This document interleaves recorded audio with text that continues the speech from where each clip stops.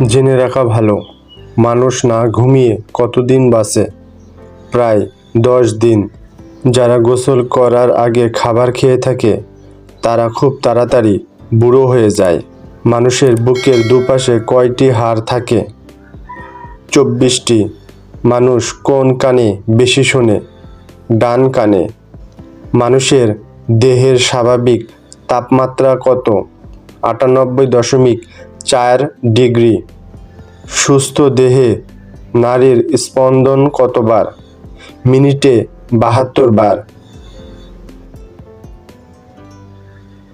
মানুষের দেহে কতগুলি ছিদ্র আছে?